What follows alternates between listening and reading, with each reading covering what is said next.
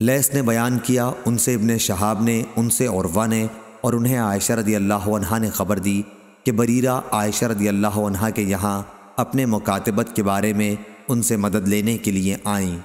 انہوں نے ابھی تک اس معاملے میں اپنے مالکوں کو کچھ نہیں دیا تھا۔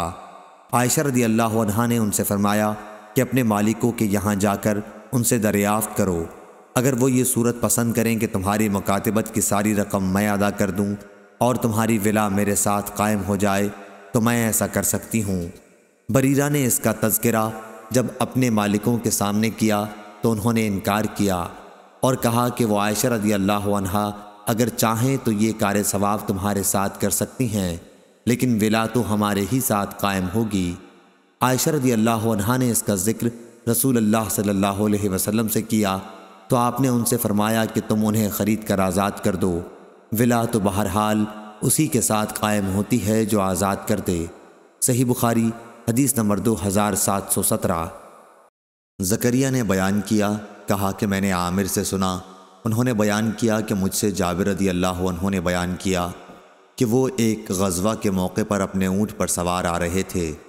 اونٹ تھک گیا تھا، حضور اکرم صلی اللہ علیہ وسلم کا ادھر سے گزر ہوا تو آپ نے اونٹ کو ایک ضرب لگائی اور اس کے حق میں دعا فرمائی۔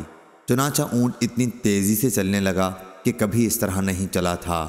پھر آپ نے فرمایا کہ اسے ایک اوقیہ میں مجھے بیچ دو۔ میں نے انکار کیا، مگر آپ کے اصرار پر پھر میں نے آپ کے ہاتھ پر بیچ دیا، لیکن اپنے گھر تک اس پر سواری کو مستثنی کرا لیا۔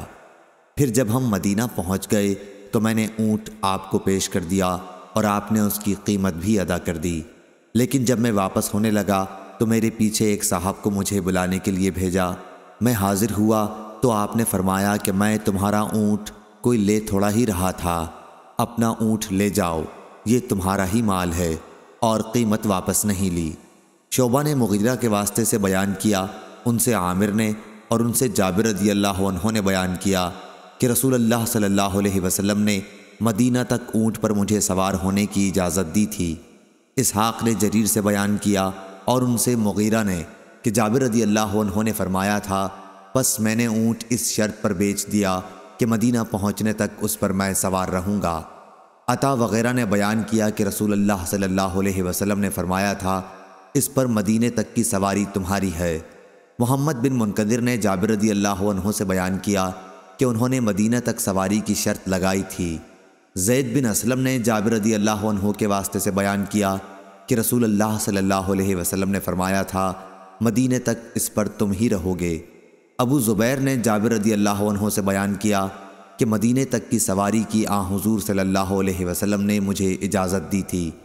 عامش نے سالم سے بیان کیا اور ان سے جابر رضی اللہ عنہ نے کہ رسول اللہ صلی اللہ علیہ وسلم نے فرمایا، اپنے گھر تک تم اسی پر سوار ہو کے جاؤ۔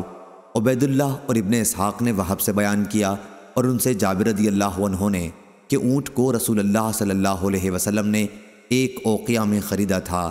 اس روایت کی مطابقت زید بن اسلم نے جابر رضی اللہ عنہ سے کی ہے۔ ابن جریج نے عطا وغیرہ سے بیان کیا اور ان سے جابر رضی اللہ عنہ نے کہ نبی کریم صلی اللہ علیہ وسلم نے فرمایا تھا، میں تمہارا یہ اونٹ 4 دینار میں لیتا ہوں، اس حساب سے کہ 1 دینار 10 درہم کا ہوتا ہے، 4 دینار کا ایک اوقیہ ہوگا۔ مغیرہ نے شعبی کے واسطے سے اور انہوں نے جابر رضی اللہ عنہ سے ان کی روایت میں، اور اسی طرح ابن المنقدر اور ابو زبیر نے جابر رضی اللہ عنہ سے اپنی روایت میں قیمت کا ذکر نہیں کیا ہے۔ عامش نے سالم سے اور انہوں نے جابر رضی اللہ عنہ سے اپنی روایت میں 1 اوقیہ سونے کی وضاحت کی ہے۔ ابو اسحاق نے سالم سے اور انہوں نے جابر رضی اللہ عنہ سے اپنی روایت میں 200 درہم بیان کیے ہیں، اور داؤد بن قیس نے بیان کیا، ان سے عبید اللہ بن مقسم نے اور ان سے جابر رضی اللہ عنہ نے کہ حضرت صلی اللہ علیہ وسلم نے اونٹ تبوک کے راستے میں غزوہ سے واپس ہوتے ہوئے خریدا تھا۔ میرا خیال ہے کہ انہوں نے کہا کہ 4 اوقیہ میں خریدا تھا۔ ابو نضرہ نے جابر رضی اللہ عنہ سے روایت میں بیان کیا کہ 20 دینار میں خریدا تھا۔ شعبی کے بیان کے مطابق 1 اوقیہ ہی زیادہ روایتوں میں ہے۔ اسی طرح شرط لگانا بھی زیادہ روایتوں سے ثابت ہے، اور میرے نزدیک صحیح بھی یہی ہے۔ یہ ابو عبداللہ امام بخاری رحمہ اللہ نے فرمایا۔ صحیح بخاری حدیث نمبر 2718۔